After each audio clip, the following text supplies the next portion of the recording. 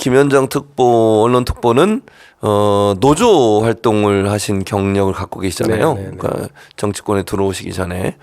그래서 이제 이 얘기를 질문할 수밖에 없는 중대재해처벌법 시행이 됐습니다. 50인 미만 상업장에도 이제 중대재해처벌법이 시행이 됐는데 요걸 또 국민의힘은 민주당이 합의를 안 해줘서 유예를 못했다. 2년을 더 유예해야 되는데 이렇게 주장을 하면서 또 민주당을 공격을 합니다.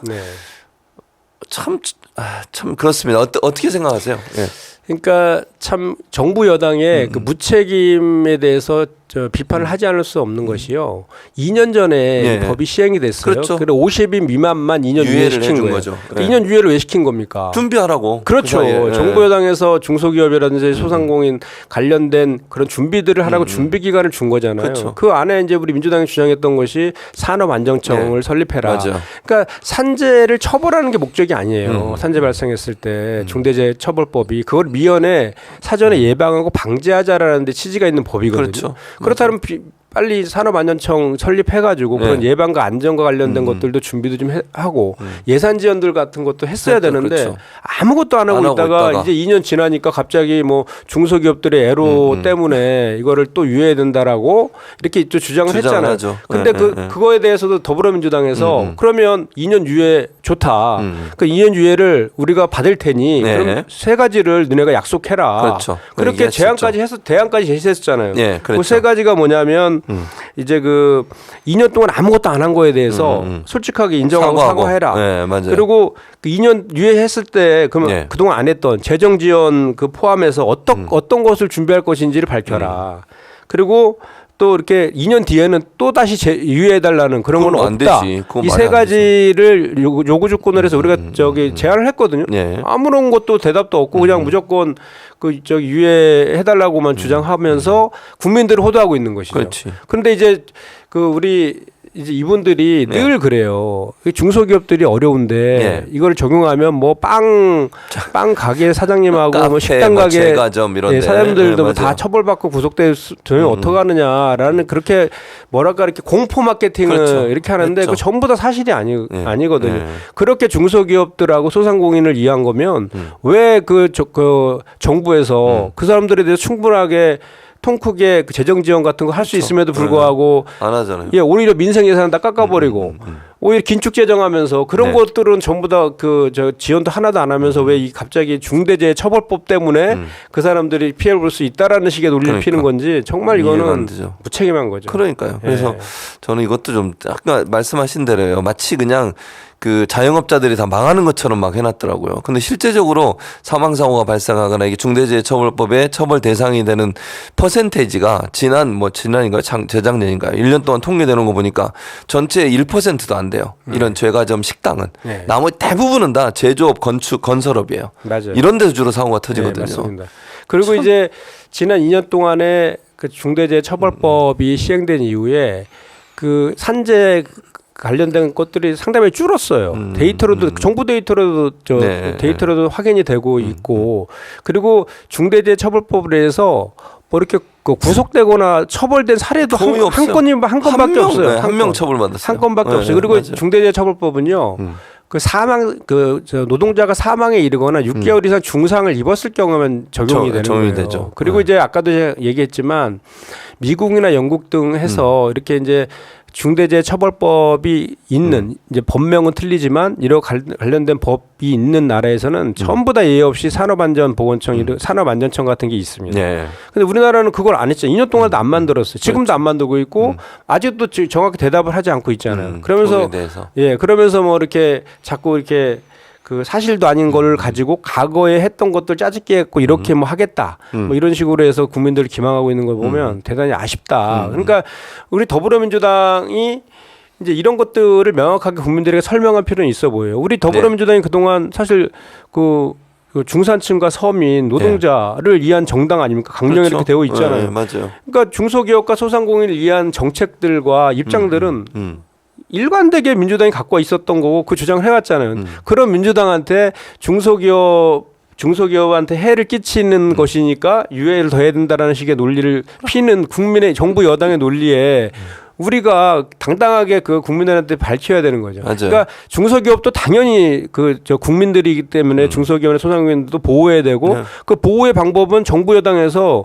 우리 민주당이 그동안 주장했던 방식으로 더 통크게 재정 지원하고 뭐 산안청 저기 만들고 이런 것들을 통해서 할 수 있는 거고 또 반면에 1년에 수백 명씩 죽어나가는 노동자들에 대한 생명과 안전 또한 지키는 게 정부 여당의 책임 아닙니까? 당연하죠. 그리고 실제로 그 통계에 의하면 60%가 산재 사고 60%가 50인 미만 사업장에서 발생했거든요. 그리고 이제 그런 것들에 대해서 그 정부가 지금 해야 될 것은 그런 그 이 법을 유예시키는 것이 아니라 그런 중소기업들을 살리는 그런 또 다른 지원 방법들을 찾아내는 것이 정부 역할이다 저는 그렇게 생각합니다. 네. 정말 참 그 중소기업들이나 아니면 소상공인들을 위해서 정책을 피는 것도 하지도 않으면서 마치 위하는 것처럼 하는 거. 이게 저는요. 그 기업하는 사람들을 위한 그런 유예라고 생각해요. 그러니까 2년 동안 그거 만들지도 않고 가만히 있다가 손 놓고 있다가 또 2년 지나면 또 유예해 주겠지 이래가지고 기다리고 있다 했던 분도 있지 않겠어요? 저희 나라가요. 네. 지금 세계 10대 경제 강국, 경제 대국 아닙니까? 근데 노동 후진국이라고 아예 저 국제 노동기구인 ILO에서 딱 찍혀 있어요 이미. 산재 사망률 OECD 국가 중에 1위 아닙니까? 자살률 1위고. 그리고 저임금 장시간 노동으로 유명한 나라 아닙니까? 그럼에도 불구하고 정부의 노동 정책을 보면 오히려 장기간 노동을 더 시켜야 된다는 식으로 노동 정책을 노동 개혁이라는 밀명하에 지금 하고 있고. 노동자들의 산재 사망률이 세계 1위인데도 불구하고 글로벌 스탠더드를 그렇게 외치는 윤석열 정부에서 왜 노동과 관련해서는 글로벌 스탠더드를 적용을 안 하는 것인지 저는 이해가 할 수 없고요. 결국은 그 대기업들과 그 저기 사업주들의 소원 수리를 대변하는 정부 여당이다. 이런 비판을 하지 않을 수가 없습니다. 그러니까 좀 그러니까 생명과 안전을 존중하는 그런 사회를 만들었으면 좋겠습니다. 자, 그리고 이게 마치 드라마에나 나올 법한 일들이 벌어지고 있어서 좀 안타깝습니다. 대통령 부인이라는 분이 본인이 예전에 근무했던 사무실에서 명품을 수수했다는 의혹. 근데 여기에 대해서 지금 대통령실의 대응, 이게 대통령 기록물법에 따라서 선물이고 이 선물은 국고에 귀속되고 보관하고 있다. 이런 논리를 폈어요. 그리고 그러다 보니까 이제 외국 언론들이 전부 다 이 김건희 여사 관련해서 보도를 하고 있잖아요. 보니까 월스트리트 저널 이런 데 전부 보도하고 있지 않습니까 지금? 어떻게 보세요? 이런 참 창피해서 얼굴을 못 들고 다니겠어요. 우리나라 이 대한민국 국민이라는 사실이 창피해서. 이제는 그 국민들을 우습게 보는 걸 넘어서 국격까지 훼손하고 있는 지경까지 지금 가고 있는 현실이 진짜로 안타까운데요. 이번 주 중에 그 윤석열 대통령이 입장을 표명할 것이다라는 언론 보도가 나왔는데 그것도 신년 기자회견 대신에 대담 형식으로 그렇죠. 그런 얘기가 나왔었죠. 바꾸고 그 내용까지도 보면 제2부속실을 대안으로 얘기하는 정도 이 정도 수준에서 이제 마무리하려고 이제 물타기 하려고 하는 그런 의도들이 이제 엿보이는데 정말 말도 안 되는 얘기죠.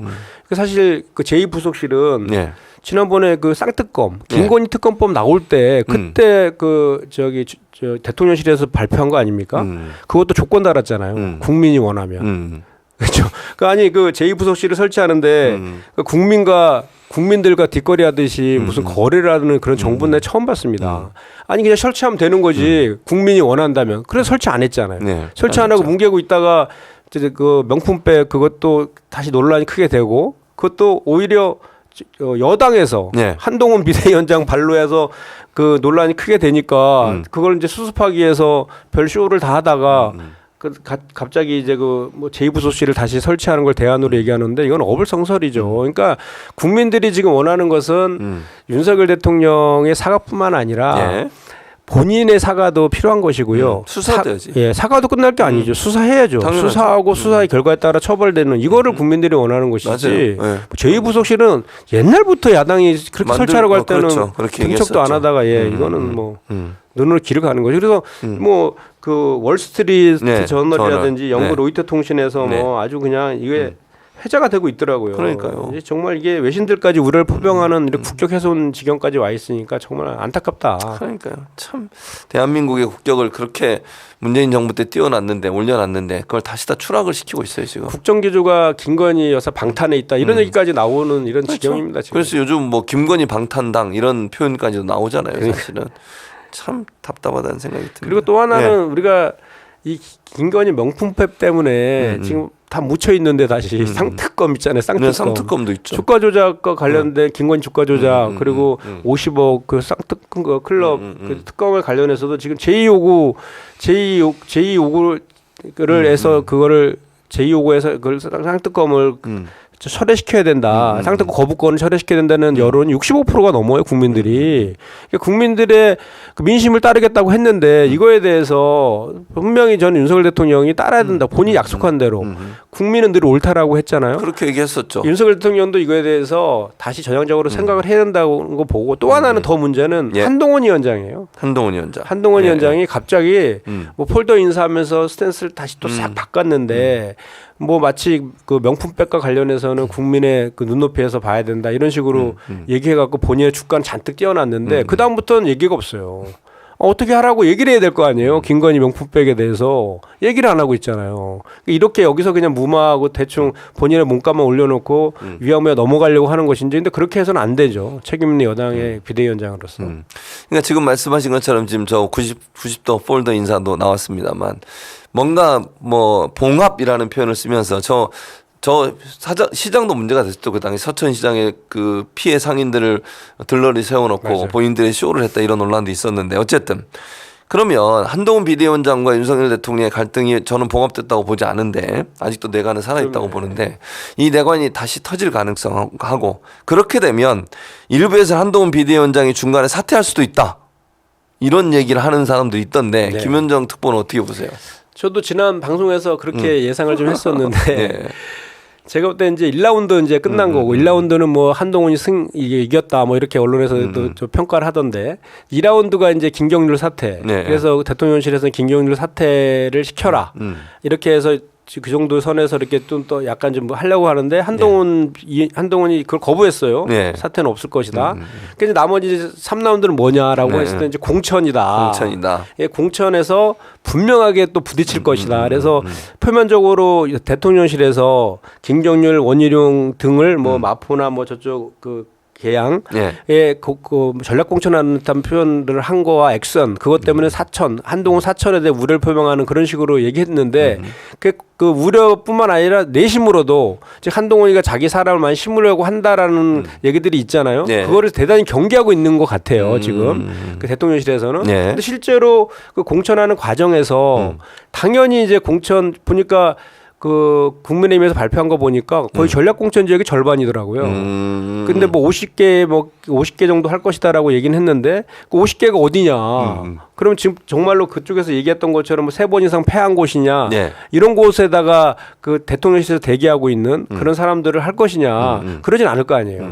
저 영남권에 좀 나가면 당선될 만한 곳으로 그렇지. 많이 이제 뭐 찐 핵관이라고 고맥관이라고 불리는 그런 사람들을 해야 되는데 그 과정에서 공천에서 탈락한 그 사람들의 반발도 있을 것이고 당연히 있죠. 또 한동훈 위원장이 그렇게 대통령실에서 시킨 대로 다 할 것이냐 또 그 대통령실에서 우려하는 것처럼 한동훈 사천의 문제들이 여지가 끼어들어올 것이냐 이거에 따라서 정말 그 제3라운드는 대단히 큰 격동이 이제 예상이 되고 그렇죠, 예상되죠. 그것은 총선 승리와 직결될 수 있기 때문에 그 결과가 대단히 이제 그 기초가 주목되죠. 그러니까 근데 이제 아직까지도 그러니까 김특보는 한동훈 비대위원장이 중간에 사퇴할 가능성이 전혀 없진 않다 이렇게 보시는 거예요. 저는 있다고 봐요. 왜냐하면 뭐 이준석 전 대표도 그런 예상했잖아요. 자기도 그때 대선 경선 때 그렇게 껴안고 뭐 화해하고 했지만 그 윤석열 후보가 속으로 계속 그거를 품고 있다가 나중에 결국은 자기를 체리따봉 등으로 해서